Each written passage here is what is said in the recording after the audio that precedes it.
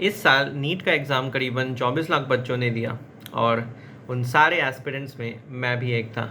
So hello दोस्तों, मेरा नाम है श्रेयस श्रीवास्तव और आप सबका मैं वेलकम करता हूँ अपने इस चैनल पे। सो चलिए वीडियो शुरू करते हैं। तो नीट की इस रेस में मैं भी खूब दौड़ा।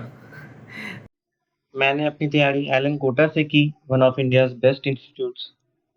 और क्या जर्नी थी, लाइक जो एक्सपीरियंस एक बच्चा, एक कोई भी एस्पिरेंट, चाहे जेई का, नीट का, कोई भी कॉम्पिटिटिव एग्ज़ाम का एस्पिरेंट जो प्रेशर हैंडल करता है, जो सिलेबस हैंडल करता है और जो एक्सपेक्टेशंस हैंडल करता है, फिर प्रोक्रेस्टिनेशन एंड एवरीथिंग एल्स जो भी होता है, पेरेंट्स आपको कोचिंग में पढ़ाते हैं, उसका अलग प्रेशर होता है, उन पे जो फिनेंशियल बर्डन पड़ रहा है। सो आपके ऊपर रिस्पॉन्सिबिलिटी रहती है कि आप एज अ स्टूडेंट अपना बेस्ट एफर्ट दें और अपने गोल को अचीव करें। नीट की जर्नी की बात करने से पहले मैं आपको थोड़ा अपने एकेडमिक्स का बैकग्राउंड बता दूं। लाइक स्कूल लाइफ में मैं एक ऐसा स्टूडेंट था। सो मम्मी पापा ने हमेशा से पढ़ाई पे फोकस करके पढ़ाया था और कोई उसमें मतलब इजी गोइंग मुझे नहीं रखा था। एंड पढ़ाई की तरफ फोकस हमेशा से था, मन लगता था, सारे सब्जेक्ट्स में मन लगता था। और मेरा एक कॉन्वेंट स्कूल था, सेंट एग्नेस स्कूल, नाम Saint Agnes School Kharagpur, and that is like one of the top schools in our state. So obviously वहाँ पे एकेडमिक्स पे बहुत अच्छा फोकस था और आपके मतलब एज अ स्टूडेंट आपके ओवरऑल पर्सनैलिटी पे, डेवलपमेंट पे, सब चीज़ों पे ध्यान रहता है। और क्लास 7-8 तक लाइक जो मैं स्पेसिफिकली बात करना चाहूँगा मैथ्स की, तो मैथ्स मुझे तब तक बहुत पसंद था और मैथ्स किसको पसंद नहीं होता, मतलब क्लास 7-8 तक जब तक आपको थोड़ा आपका लेवल ऊपर नहीं किया जाता है मैथ्स में। और क्लास 9 आता है, क्लास 9 में मैथ्स ने मुझे बहुत तंग किया। Like I literally use to I started hating maths and ऐसा मेरा डर था नंबर्स का और एल्जेब्रा का कि मैं कभी एफर्ट दे ही नहीं पाया उस तरह से। केवल एक तरह का 1-2 मार्क्स में एग्ज़ाम में मार्क्स नहीं आए तो उस तरह का एक फोबिया टाइप का बन गया था मैथ्स का। और बाकी सब्जेक्ट्स सारे बहुत अच्छे थे। मुझे आर्ट सब्जेक्ट्स में बहुत मन लगता था, history, geography, civics and English. English was my favourite. हमारा कॉन्वेंट स्कूल तो आप जानते हैं कि इंग्लिश पे कितना फोकस रहता है। और I use to love writing, I just use to love writing. Science में मुझे केमिस्ट्री पसंद थी, मुझे bio was obviously my favourite as सारे नीट एस्पिरेंट्स का होता है। सो क्लास 9 तक वैसा था। और क्लास 10 आया, क्लास 10 में कोविड था, लॉकडाउन लग गया और तब बार बार हो रहा था कि एग्ज़ाम्स होंगे नहीं होंगे, बोर्ड एग्ज़ाम कैसे होंगे। तो हमारे स्कूल ने उस टाइम 3 प्री बोर्ड्स कंडक्ट कराए थे। एंड प्री बोर्ड्स का ऐसा था कि हमारा जो फाइनल मार्क्स बने 10 के, वो प्री बोर्ड्स पे के मार्क्स के बेसिस पे बने थे। सो 3 प्री बोर्ड्स पे बहुत ज़्यादा उस समय पढ़ाई हुई। जैसे मतलब आप जानते हैं फर्स्ट बोर्ड एग्ज़ाम का एक थोड़ा रहता भी है, उसका एक आपका आपके माइंड में भी ऐसा इमेज क्रिएट की जाती है कि like this is the exam. And वैसा कुछ ऑब्वियसली मैटर करता है नहीं 10 का एग्ज़ाम, लेकिन लाइक आपका फर्स्ट एक काइंड ऑफ मेजर एग्ज़ाम रहता है। So you got to do well there as well. So 10 में मेरे 97% आए and I just loved it. तब फीलिंग थी like that's the top of the world, 97%। And school के टॉपर्स के लिस्ट में ऑब्वियसली मेरा नाम था। So that felt so good. And then 11 था। सो 10 से जो 11 का जंप होता है, that is just unimaginable for any student studying in class 10। आप सब रिलेट कर सकते हैं। और जो जंप रहता है आपका साइंस सब्जेक्ट्स में, that is just next level. And जो एक गैप बन जाता है, so that is very tough to take for any student going into class 11। So obviously वो सब तो था। एंड ब्रांच का ऐसा था उस समय कि लाइक जब हमारी क्लास 11 शुरू होने वाली थी तो मेरे आर्ट सब्जेक्ट में ऑब्वियसली बहुत इंटरेस्ट था। तो मैंने अपने, और मैथ्स मुझे चाहिए था नहीं, सो मैंने अपनी मम्मी पापा से डिस्कस किया, अपनी बड़ी बहन से डिस्कस किया। एंड स्कोप उस समय ऑब्वियसली सबका यही थॉट प्रोसेस रहता है, सही बात भी है कि साइंस में आपका सबसे ज़्यादा स्कोप है, इंजीनियर, डॉक्टर एंड बहुत सारे आपके अपॉर्चुनिटीज़ ओपन हो जाते हैं। सो ऑब्वियसली पेरेंट्स भी वही चाहते थे। और बायो मेरी बहुत फेवरेट थी। और बायो में I just love reading bio and it was my favourite subject in science. So for the love of bio आप कह सकते हैं मैंने साइंस चूज़ कर ली।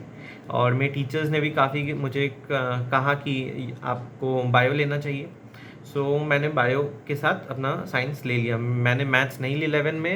And physics chemistry bio and English obviously compulsory था। सो ये सारे मैंने सब्जेक्ट्स ले लिए। एंड उसके साथ मैंने फिजिकल एजुकेशन अपना ऑप्ट किया था एज ऑप्शनल सब्जेक्ट। तो ऑब्वियसली और कोई सब्जेक्ट से अच्छा था कि मैं फिजिकल एजुकेशन ले लूँ, थोड़ा ऑब्वियसली लोड कम रहेगा और मैं अपने बाकी मेन सब्जेक्ट्स पे फोकस कर सकता हूँ। सो फिर हमारा 11 स्टार्ट हुआ एंड 11 के समय भी अपना लॉकडाउन था, कोई पढ़ाई होती नहीं थी। ऑनलाइन क्लास में आप जानते ही हैं कैसा चलता है। टीचर्स पूरी अपनी कोशिश करते थे पढ़ाने की, लेकिन ऑब्वियसली नहीं हो पाता था। और उनके लिए भी टेक्नोलॉजी तब नहीं थी और काफ़ी तरह के इश्यूज थे, वो तो उसके बारे में क्या ही बात करें। सो मेरे 11 में 10 से जो 97% मार्क्स थे वो 11 में डिप करके 78% हो गए। सो ऐसा मतलब वो आया, डिग्रेड हुए मेरे मार्क्स 11 में। सो पर मेरे मन में था कि हाँ टफ लग रहा है but I will do it, I will get through this. फिर हमारा 12 जब स्टार्ट हुआ तब 12 हमारा पूरा सेशन अपना ऑनलाइन ऑफलाइन हुआ और कोविड ख़त्म हो चुका था, लॉकडाउन हट चुका था। पूरा हमारा 12 का फुल सेशन ऑफलाइन स्कूल में अपना हुआ। वही अप्रैल से स्टार्ट होकर पूरा सेशन चला। और 12 में इतना हमने अच्छे से हमने पढ़ाई की और पूरा जो एक एन्जॉयमेंट होता है स्कूल लाइफ का, फाइनली 10 और 11 2 साल मिस करने के बाद just 12 class was so good. So मेरा 12 के समय उतना वैसा कुछ थॉट प्रोसेस नहीं था कि हाँ, हमारे स्कूल में एक्चुअली क्या था कि बोर्ड पे एग्ज़ाम पे बहुत फोकस करते थे। Like the board exam was the ultimate truth for them and उनका परसेप्शन था स्कूल का। एंड मेरा एक आईसीएसई स्कूल था, so it was in CBSE. I hadn't red any NCERT in class 11 and 12। और हमारी जो बायो की बुक थी वो इतनी मोटी होती थी, 800 पेजेस की हमारी बायो की बुक थी। सो आप आइडिया लगा सकते हैं कि कैसा डिफरेंस रहता है सीबीएसई आईसीएसई का। और उसमें काफ़ी एक्स्ट्रा कंटेंट भी रहता है, बहुत डीप में आपको पढ़ाते हैं। सो वैसा हमारा 12th क्लास था। और बोर्ड एग्ज़ाम पे क्योंकि सोलली फोकस था तो नीट की मैंने उतने अच्छे से तैयारी की नहीं। 11 और 12 दोनों में मैंने फिज़िक्स वाला का वो 11 में अर्जुना बैच था और 12 में मैंने लक्ष्य बैच ऑप्ट किया था। तो बैचेस तो थे लेकिन ऑब्वियसली स्कूल के साथ मैनेज करना बहुत मुश्किल हो जाता है। मैं क्लासेस सारे करता था लेकिन मेरा मेन फोकस जिसमें मैं सबसे ज़्यादा मन लगता था और जो मेरे लिए ईजिली मैनेजेबल था वो बायो था। सो तभी से लाइक 11-12 से मेरी बायो बहुत ज़्यादा स्ट्रॉन्ग थी। और उसका क्या फ़ायदा हुआ वो आपको बाद में पता चलेगा भी। सो फिज़िक्स केमिस्ट्री उतनी मेरी सही थी नहीं। और स्कूल में कैसा रहता है बोर्ड एग्ज़ाम में कि आपको रट के एक तरह से फिज़िक्स केमिस्ट्री हो जाती है काइंड ऑफ। जैसे कौन से क्वेश्चन आते हैं आपको टीचर्स बता देंगे कि लाइक ये 6-7 तरह के क्वेश्चन है, इसमें से 2 क्वेश्चन आपके बोर्ड एग्ज़ाम में आएंगे। फिर आपको डेरिवेशन जो रहते हैं वो आप याद ही कर सकते हो। सो उस तरह से मैंने 11-12 में फिज़िक्स केमिस्ट्री हैंडल किया।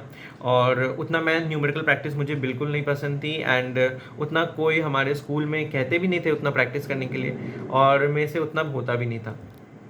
सो मैं यही था कि मैं बाकी सब्जेक्ट्स एकदम स्ट्रॉन्ग रखूँ, फिज़िक्स केमिस्ट्री एक अच्छे लेवल पे रखूँ, जितना हो रहा था मैं कर रहा था। सो बोर्ड एग्ज़ाम हुए और बोर्ड एग्ज़ाम में मेरे 12 में 95% आए। फिर हाँ, बोर्ड एग्ज़ाम के लिए that is like a really good moment. और उसके लिए मुझे प्रभात खबर से गोल्ड मेडल मिला था लाइक क्लास 12 में बहुत ही अच्छा परफॉर्मेंस करने के लिए। सो या that was that. And so 10-12 obviously इतना अच्छा होने के बाद मम्मी पापा के आपके हमेशा से एक्सपेक्टेशंस रहते हैं। फिर मेरी दीदी एक पर्सनली मेरी दीदी का एक बेंचमार्क उसने सेट कर दिया था। मेरी दीदी IITian है और सो उसका भी रहता था, काफ़ी गाइडेंस की तरफ से भी सही था। और कि एक मतलब एग्जाम्पल था मेरे सामने कि किस तरह से पढ़ना है और क्या उसके लिए मेहनत लगती है। सो फिर क्लास 12 ख़त्म हुआ ऑब्वियसली एंड हमारा रिज़ल्ट जो था वो आई रिमेंबर 14 मई को आया था।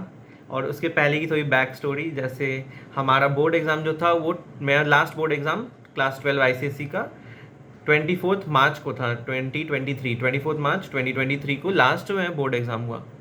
और उसके बाद फिर तो ऐसे ही चिल करते करते 1-2 हफ्ते निकल गए कि हाँ पढ़ाई ख़त्म, स्कूल लाइफ ख़त्म। और लोड ख़त्म। सो उस साल भी नीट तो देना ही था और 7 मई 2023 को हमारा नीट का एग्ज़ाम था। सो उसके लिए मैंने अपने बोर्ड एग्ज़ाम के बाद जैसे एक हफ़्ता वैसे ख़त्म हुआ मार्च में, एंड अप्रैल में मैंने अपनी नीट के लिए सोचा कि पढ़ा जाए उसके लिए। फिज़िक्स मुझे पसंद नहीं थी, उसके न्यूमेरिकल्स के वजह से उसका एक डर ऑब्वियसली था, जो मैथ्स वाला डर था बैठा हुआ था दिमाग में। तो मैंने फोकस किया कि इस साल बायो को अपना इतना अच्छा कर लेते हैं, पूरी अच्छी से पढ़ते हैं। तो मैंने तब बायो पढ़ी और अपने जो लक्ष्य बैच के मेरे फिज़िक्स वाला के नोट्स थे उनसे बायो पढ़ा, और नीट मैंने 7 मई को दिया। और उस साल मेरा फर्स्ट अटेम्प्ट अपियरिंग वाला में नीट में मेरे 416 मार्क्स थे, और उसमें से मार्क्स का ब्रेकअप था कि बायो में मेरे 300 थे, और फिज़िक्स में मेरे 56 थे, और 60 मार्क्स केमिस्ट्री में। तो काइंड ऑफ फिज़िक्स केमिस्ट्री एक ही तरह के थे, और बायो में तब 300 मार्क्स आए थे। तो इतना मुझे कॉन्फिडेंस था कि हाँ, नेक्स्ट ईयर अपने सेकेंड अटेम्प्ट में मुझे फिज़िक्स केमिस्ट्री की फोकस करना है, बायो तो अच्छी है तो वो कर लूँगा। तो वो मेरा पहला नीट का अटेम्प्ट वैसे था। तो फिर सोचा आगे क्या करना है, मम्मी पापा ने भी डिस्कस किया। डॉक्टर बनने का भी मन था। डॉक्टर बनना तो किसी भी नीट एस्पिरेंट का वही सबसे अल्टीमेट मोटिवेशन होता है कि आपके नाम के सामने वो 2 इनिशियल्स DR डॉक्टर लगे, और आप नाम के साथ आपका, क्योंकि वो आपकी लाइफ की एक अचीवमेंट रहती है। कोई भी आप इनिशियल्स मिस्टर मिसेस आपको ऐसे मिल जाते हैं, डॉक्टर एक ऐसा इनिशियल है जो आपको अर्न करना पड़ता है, and that stage for life with you. So that is the motivation. और वैसा ही बात थी। एंड तो उसके लिए मैंने डिसाइड किया, मैं पहले से मैंने थोड़ा सोच के रखा था कि कोटा जाएंगे, कोटा एलन कोटा जाकर इंडिया के बेस्ट इंस्टीट्यूट से तैयारी करनी है, और अपन को कोई चांस नहीं लेना, अपना बेस्ट शॉट देना है, और अटेम्प्ट्स बर्बाद नहीं करने हैं।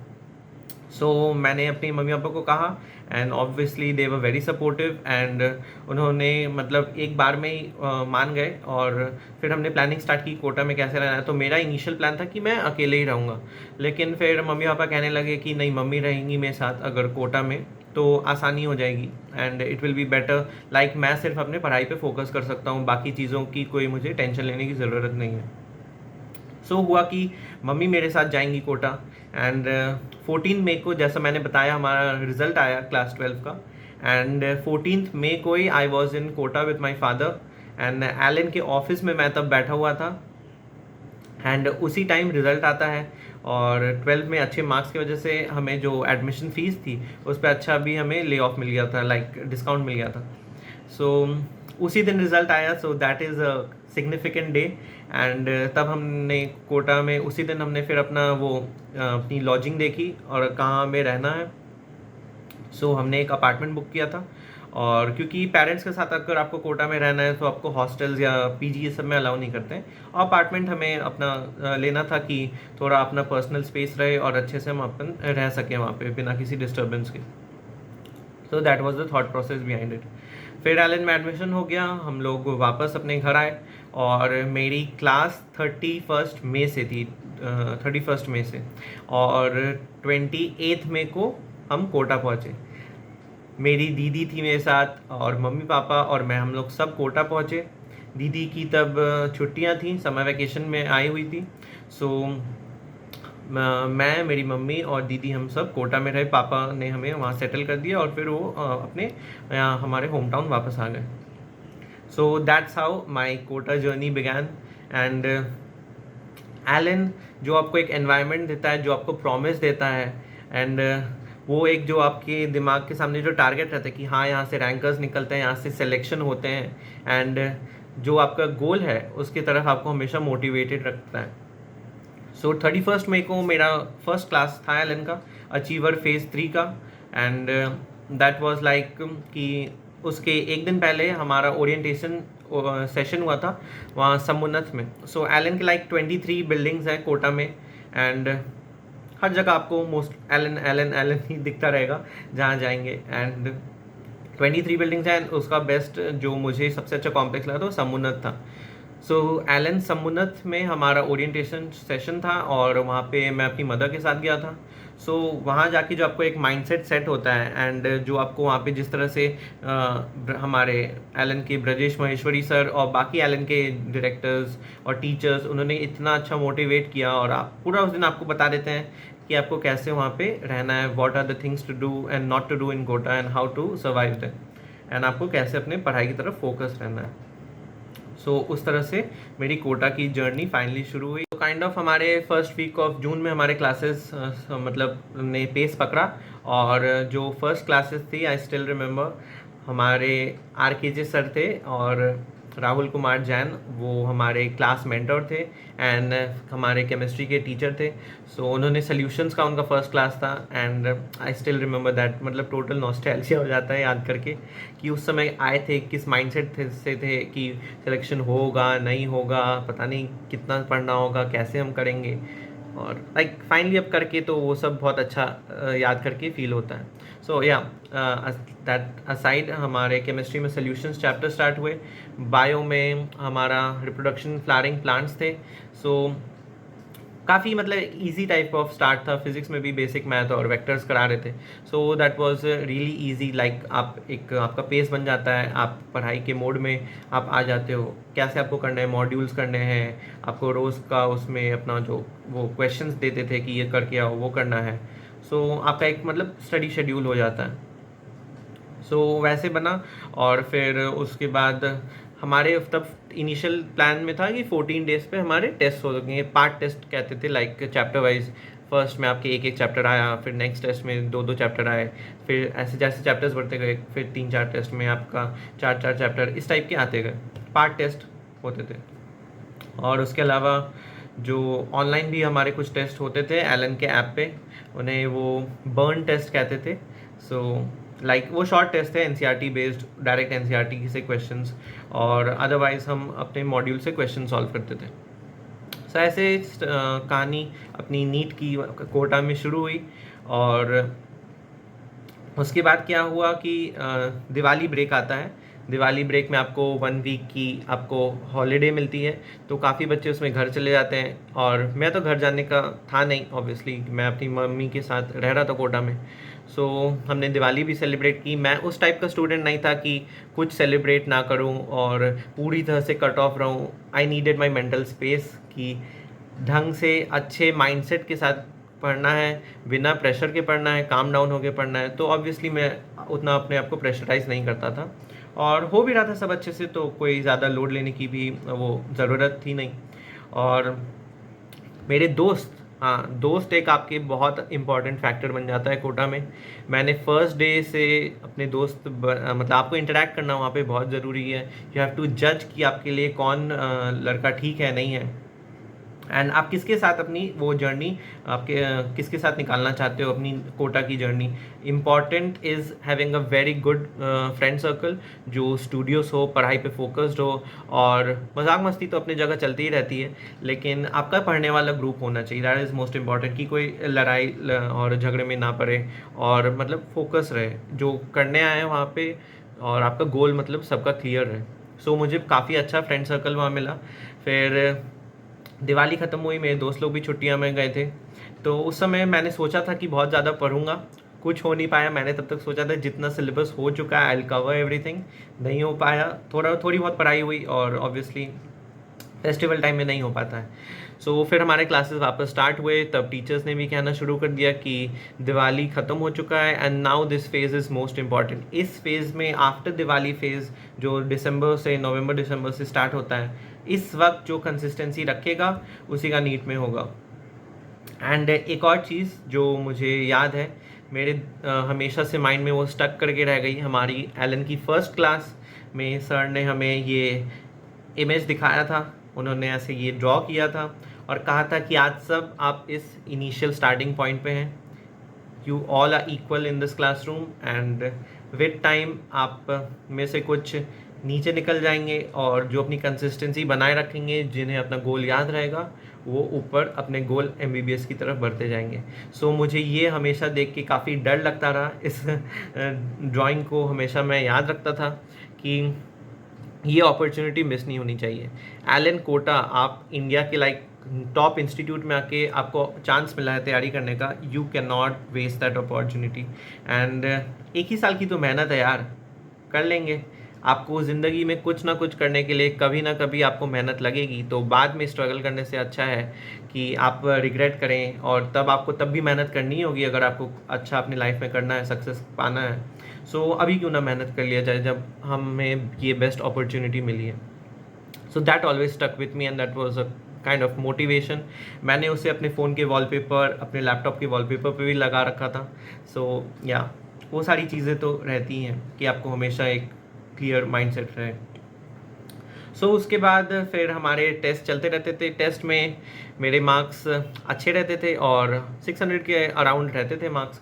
सो सब बहुत अच्छा चल रहा था। और फिर thankfully I am grateful to God कि मुझे कोई भी ऐसी डिज़ीज़ बीमारी नहीं हुई, क्योंकि जो बारिश का सीज़न था तब डेंगू कोटा में बहुत ज़्यादा फैला था, मेरे कुछ दोस्तों को भी हुआ था।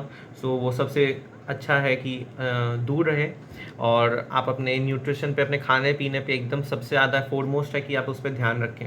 आपका हेल्थ रहेगा तभी आपका पढ़ाई में भी मन लगेगा। सो उसके बाद ऐसे चलता रहा, और फिर फरवरी में, मिड फरवरी हमारे क्लासेस ख़त्म हुए।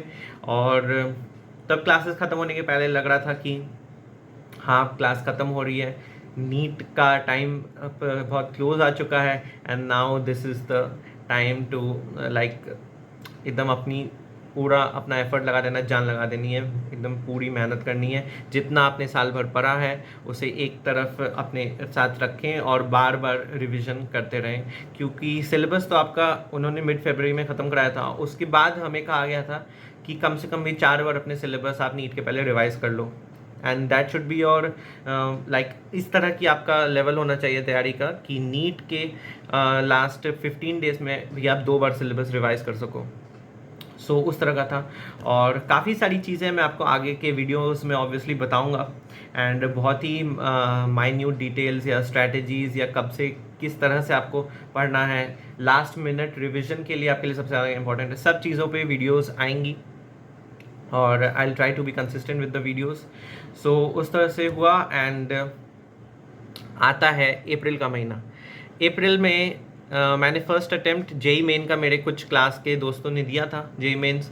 ऑब्वियसली फिजिक्स केमिस्ट्री का सिलेबस सेम है, सो देने में सेंस भी बनता है। आपको एक थोड़ा एग्ज़ाम का माहौल का आपको वो मिल जाता है, टेस्ट मिल जाता है कि how is the exam day, how is the exam feel, कैसे आपके पूरे बायोमेट्रिक वो सब चेकिंग होते हैं। So that is there. So 5 अप्रैल को मेरा जेई मेन का अटेम्प्ट था। 5 अप्रैल सेशन 1 में मेरा अटेम्प्ट था, and I was very excited for it. मैं काफ़ी काम डाउन था, कोटा से के आउटस्कर्ट्स पे मुझे अपना सेंटर मिला था, तो मैंने और मेरे एक और क्लोज फ्रेंड ने एग्ज़ाम दिया था। एंड उस अप्रैल अटेम्प्ट में मेरे 94 परसेंटाइल आए, एंड विदाउट मैथ्स। लाइक मैंने फिजिक्स केमिस्ट्री अटेम्प्ट किया था, मैथ्स का सेक्शन एम्प्टी छोड़ दिया था, और मेरे तब फिजिक्स केमिस्ट्री में 144 मार्क्स थे एंड 94 परसेंटाइल थी। So that was that, and ऐसे ही कुछ मार्क्स थे, and 94 percentile JEE Main crack करना like that just skyrocketed my confidence, and I was on cloud 9 that my physics and chemistry is so good. Physics का जो मेरा phobia था वो कोटा आके दूर हुआ। इतने अच्छे teachers you can not imagine. वो आपको एकदम बेसिक से पढ़ाते हैं और आपको टॉप लेवल तक पहुंचाते हैं। वहाँ जाके मेरा क्वेश्चन प्रैक्टिस में इतना मन लगने लगा, मैं रात रात भर मॉड्यूल्स करता रहता था। लाइक एक बार क्वेश्चन करने बैठा, so like I just did not stop. एक ही बार में क्वेश्चन के 4-4 5-5 घंटे के शिफ्ट कर देता था। जितने क्वेश्चन आ रहे हैं बनाते जाओ। एंड या वो क्वेश्चन प्रैक्टिस इतना इम्पॉर्टेंट था जो मुझे एग्ज़ाम डे पे रियलाइज़ हुआ। मेरे एलन के टेस्ट में फिज़िक्स में कम मार्क्स आते थे, लाइक 100 90s भी कभी आए हैं, 110 115 ऐसे, मतलब ख़राब मार्क्स रहते थे। केमिस्ट्री वाज गुड, केमिस्ट्री में 130 140s आते थे, और बायो ऑब्वियसली मेरा 340 350 के रेंज में हमेशा रहता था। So I was confident about bio and chemistry, and physics was the Achilles heels like really. So उसमें इतना प्रॉब्लम होता था, मुझे समझ सब आता था, क्वेश्चन प्रैक्टिस भी बहुत करता था, लेकिन टेस्ट के दिन टाइम मैनेजमेंट में प्रॉब्लम हो जाता था। एंड जैसे ही टाइम कम हुआ, हड़बड़ाहट में क्वेश्चंस गलत होते थे and like every time I was like this, not again, not again. And हर बार वही होता रहता था। जैसे 5-6 टेस्ट हुए, उसके बाद एक टेस्ट कोई बहुत अच्छा चला गया, उसमें फिजिक्स में प्रॉब्लम नहीं हुई, फिर से वापस वो रिपीट होता था। सो फिजिक्स हमेशा से एक टेंशन बन के रही, लेकिन मेरे नीट के दिन physics was the saviour. And अब आते हैं अपन नीट के एग्ज़ाम डे पे। सो 5th में नीट का day, the D day. And उस पिछली रात को मैं सो गया था अराउंड 12 o'clock तक। एंड मेरे पापा आए थे 4th मई को मॉर्निंग में, पापा आ गए थे। एंड उससे ये भी था काइंड ऑफ लाइक प्रेशर बन गया था कि पापा भी आए हैं एंड इस बार तो लाइक करना ही करना है। फिर मुझे बार बार एक कोटा फैक्ट्री का डायलॉग है वो हमेशा याद आता रहता था कि आपने देखा ही होगा कोटा फैक्ट्री में कि वो ऑटो वाले भैया जो है वो कहते हैं फर्स्ट एपिसोड में लाइक जिसका कोटा में भी आके नहीं हुआ ना, समझो उसका होना ही नहीं था। So that dialogue use to just, I was so scared of that, इतना डर लगता था मुझे उससे। एंड उसी डर के कारण मैं अपना पढ़ते ही रहता था। लाइक मैंने जैसे पढ़ लिया, मैं मुझे लग रहा है कि अब सो जाना चाहिए, कैपेसिटी नहीं है, still I use to it use to push me. And वो ड्राइविंग फोर्स काइंड ऑफ, वो डायलॉग भी वो डर बन गया था कि कोटा आए हैं तो आए हैं तो लेकर जाना है, आए हैं तो अपना MBBS की डिग्री ज्वाइन ही करनी है और कोटा से ख़राब मेमोरीज नहीं, अच्छी memories, life time life long memories लेके जानी है। सो ऑब्वियसली वो एक डायलॉग था जो मेरे दिमाग में स्टक करके रह गया था।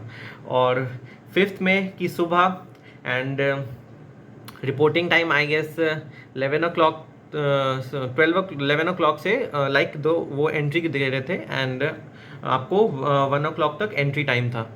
सो मैं सुबह अराउंड 5 o'clock उठा और लाइक लास्ट नाइट मैंने अपने सारे फार्मूला शीट्स और सब रिवाइज कर लिया था।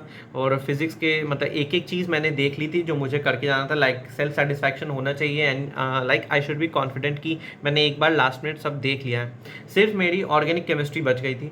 ऑर्गेनिक केमिस्ट्री लाइक मैंने अपनी NCERT से पूरा उसमें मार्क किया हुआ था और उससे आदत हो गई थी मुझे बहुत जल्दी रिवाइज करने की। सो नीट के दिन लोग अक्सर कहते हैं कि पढ़ना नहीं चाहिए, बिल्कुल नहीं पढ़ना चाहिए and you should be chill and आप जाके एग्ज़ाम दो। नीट के दिन I was not one of those and मुझे था कि जितना टाइम मिल रहा है लास्ट मिनट तक मैं करूं और जब तक मुझे सेल्फ सेटिस्फैक्शन नहीं हो जाता कि मैंने हाँ अपनी पूरी तैयारी है, मैंने एक बार लास्ट मिनट सब देख लिया है, सब मेरे माइंड में एकदम उसी एट द मोमेंट आ जाएगा, क्वेश्चन देखते ही सब बनना चाहिए। So that was my mind set.